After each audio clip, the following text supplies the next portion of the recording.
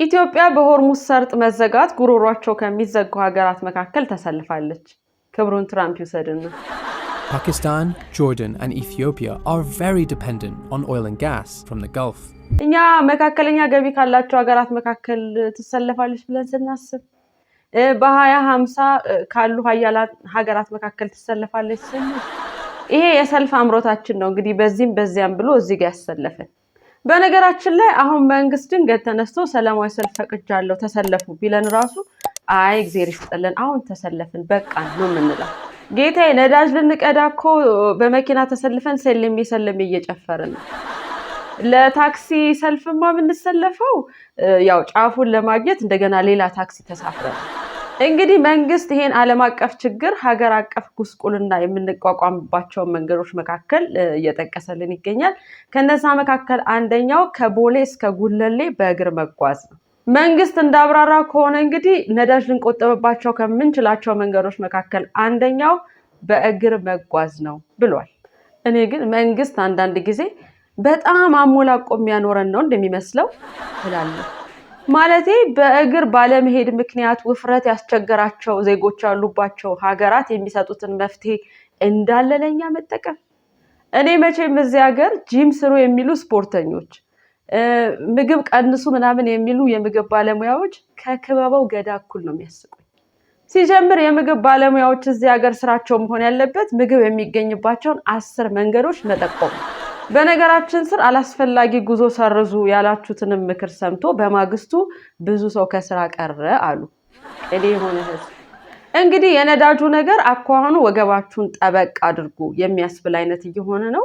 መንግስትም እስከዛሬ ከሚገዛው በግማሽ ቀንሶ መግዛቱን አርድቶናል።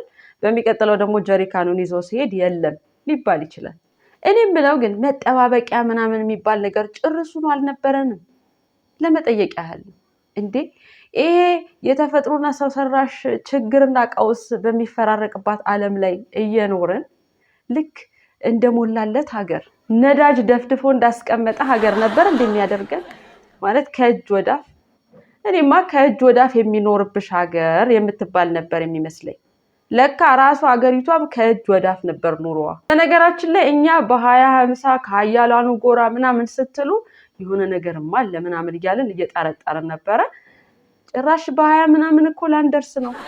በእርግጥ የህዝብ ቁጥሩ ከተቀነሰ ከሀያላኑ መካከል የማትሰለፍበት ምንም ምክንያት አይኖርም። ነዳጁን በተመለከተ እንግዲህ ጎረቤቶቻችን ሁሉን አቀፍ ውይይት በማድረግ ለህዝባቸው ይበጃል ያሏቸውን መፍትሄዎች ለማምጣት ሞክረዋል። እዚህ ጎረቤታችን ኬንያ ራሱ የሚመለከታቸውን አካላት እና የግሉ ዘርፍ የኢኮኖሚ ተጠቃሚዎችን በመሰብሰብ ምክክር ካደረገች በኋላ ይበጃል ያሉትን የውሳኔ ሀሳቦች አሳልፈዋል።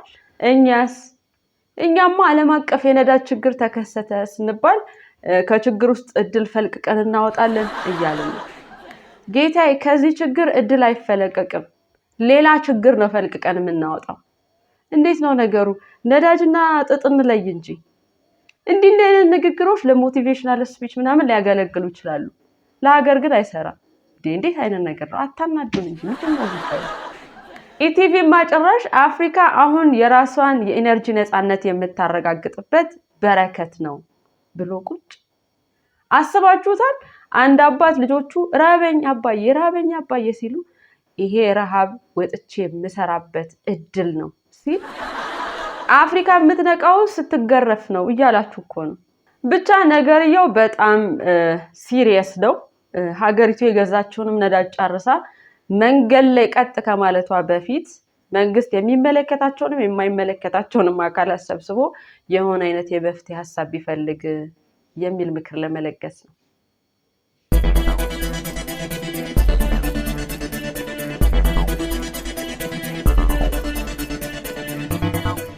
መጋቢት 24 የኢትዮጵያ ኤፕሪል ዘፉል ሆኖ መከበር አለበት ሲሉ አንዳንድ የአዲስ አበባ ነዋሪዎች ገለጹ። እናንተ ብቻ ናችሁ እንዴ አንዳንድ የአዲስ አበባ ነዋሪዎች የምታናገሩ? በነገራችን ላይ አንዳንድ የአዲስ አበባ ነዋሪዎች ተናግሮ አናጋሪ ናቸው። ያው ግን ከዓለም ጋር ተጋፍተን ከምናከብር ለምን የራሳችን አይኖረንም ከሚል መነሻ መሰለኝ። ቅድም አንዱ ራሱ ወደዚህ ስመጣ መጋቢት 24ን እንዴት ታየዋለሽ ሲለኝ እንደ የካቲት 24 እንደ ሰኔ 24 ምናምን አልኩት በስብሐት ድምጸት ስብሐት ግንቦት ሃያን እንዴት ታየዋለህ ሲሉት ነው አሉ እንደዚህ አይነት መልስ የመለሰው። እንግዲህ ቀኑን አንዳንድ የአዲስ አበባ ነዋሪዎች ደግሞ ከቅድሙ የተረፉት ማለት ነው ከመጋቢት እስከ መጋቢት በሚል መሪ ቃል በሰልፍ ሲያከብሩት ውለዋል። በሰልፉ ላይም የተለያዩ መፈክሮች ሲታዩ ውለዋል። በእርግጥ መፈክሮቹን ከምስሎቹ ጋር ለማዛመድ የ2 ሰዓት የሳይክል መንገድ መሄድ ነበረብን ነዳጅ ስለሌለ ማለት ነው። ማለቴ ወርሃ መጋቢት ለኢትዮጵያውያን የዲሞክራሲያዊ ልምምድ መሰረት የጣለ ነው ካለም በኋላ ጠቅላይ ሚኒስቴሩ በሳይክል ሲሄዱ እንዴ መሰረት ሊጥሉ ነው በሳይክል የሚሄዱት ወይ ደግሞ የዲሞክራሲያዊ ልምምድ በሳይክል ይመሰላል ነው ምን ለማለት ነው? ያው ይሄ ጥያቄ መፈክር የሚጽፈውን ሰው ነው የሚመለከተው። ይሄኛውን የጻፈውን ሰውዬ ግን ያው ደሞዙን በትቀንሱበት ባይ ነው። ኢትዮጵያ ከመበተን የዳነችበት ቀን ይልና ሐይቅ ያሳየናል። ቅኔ መሆኑ ነው ወይስ ለየምስሎቹ የራሳችንን ካፕሽን ወይም ጽሑፍ እንድንሰጥ የቤት ስራ ልትሰጡን ነው? ለዚህ ግን እኔ አፍም የለኝ። አንተ የሰው ፎቶ እንደዚህ ይያዛል እንዴ? በህይወት ያለ ሰው ፎቶ እንደዚህ ይያዛል? እኔማ አንዳንዴ ለውጡን የማይቀበሉ ሰርጎ ገቦች አሉ ነው የሚመስለኝ። የሰልፍ ነገር ሲነሳ ግን ሁሉ ጊዜ ወደ ሐሳብ የሚመጣው አገዛዝ ቢቀየርም የሰልፍ አምሮታቸው የማይቀየሩ ሰዎች ነው። ያው ይሄ የሚያሳየው እንግዲህ አንዳንድ የአዲስ አበባ ነዋሪዎች ደህና ወገብ እንዳላቸው ነው። እንትናም ሲመጣ ሰልፍ፣ እንትናም ሲሄድ ሰልፍ። በእርግጥ ከሰልፍ ብቸኛው ተጠቃሚ መፈክር የሚጽፈው ሰው ነው አለ። መፈክር የሚጽፈው ማለት ድሮ መንገድ ላይ በቀይና በጥቁር እስክሪብቶ አሽሙርና ስድብ ቅልቅል ግጥም የሚጽፈውና የሚሸጠው ነው። አሁን ስራ ቀይሮ ነው መፈክር ምን ይሄ ብቻ። በቀደም ደግሞ ይሄ ጋዜጠኛ 8 ዓመት ምናልባትም ለአንድ ተማሪ የአንደኛ ደረጃ ትምህርቱን የሚያጠናቅቅበት አጭር ጊዜ ሊሆን ይችላል።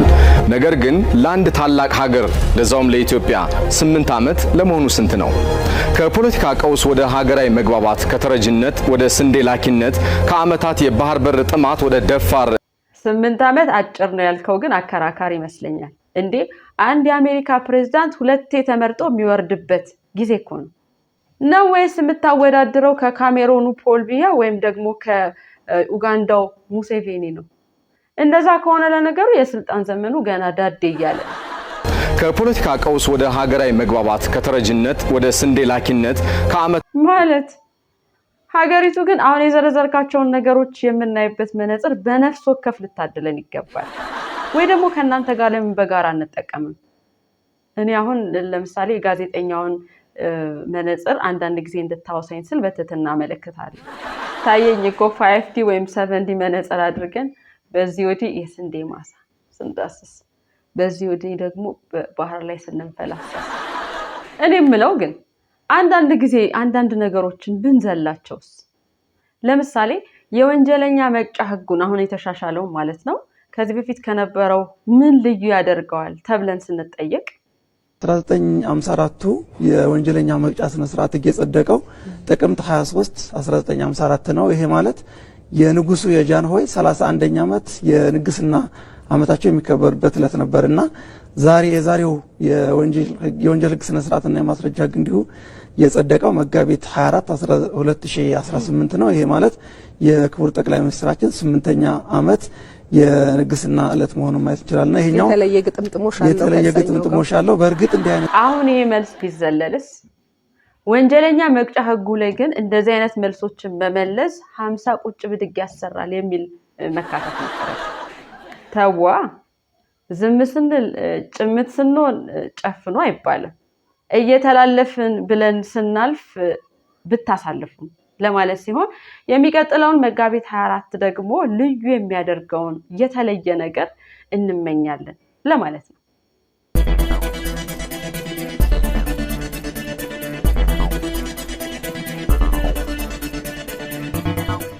ትራምፕ ጦርነቱን ወገብ አስሮ በመሰዳደብ ሊያደርጉት ይመስላል።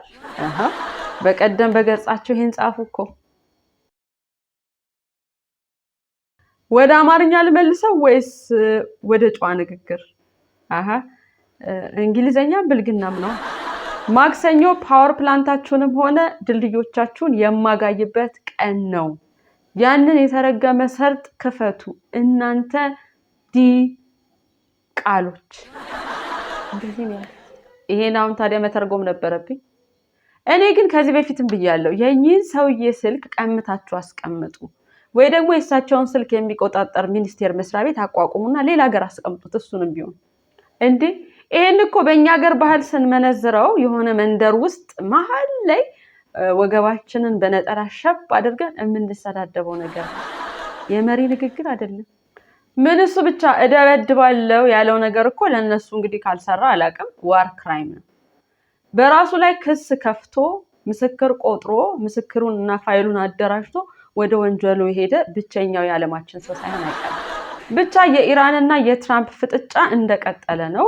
እዚህ አሁን ዜናውን እየጻፍን እየተቀረጽን ባለንበት ወቅት ከኢራን ጋር የ45 ቀን የተኩስ አቁም ስምምነት ላይ ለመድረስ እየተነጋገሩ ነው። በእርግጥ ሰውየው ከ45 ደቂቃ በኋላ ሀሳባቸውን ሊቀይሩ ይችላሉ።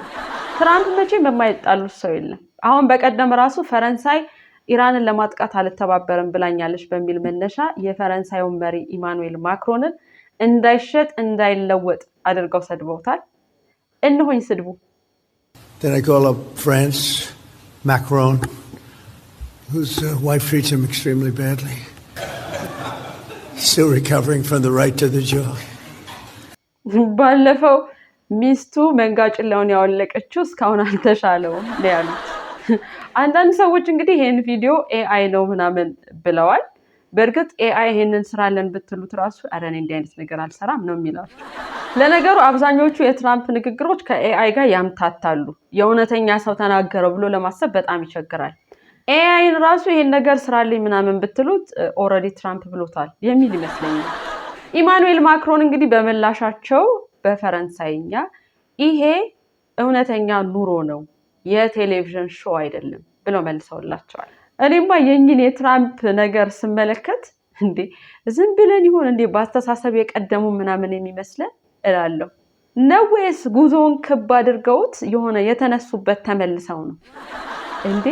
የማይባል ሲሉ የማይደረግ ሲያደርጉ ይኸው 21ኛው ክፍለ ዘመን ላይ መገኘታችንን አጠራጠሩን እኮ።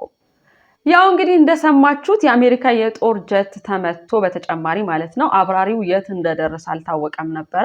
በመሐከል ደግሞ የኢራን ባለስልጣናት እኛ እጅ ላይ ይገኛል የምንለውጠው ግን እስራኤል ይዛቸው የነበሩ ፍልስጤማውያን 10,000 ፍልስጤማውያንን የምትለቁ ከሆነ ነው ብለዋል።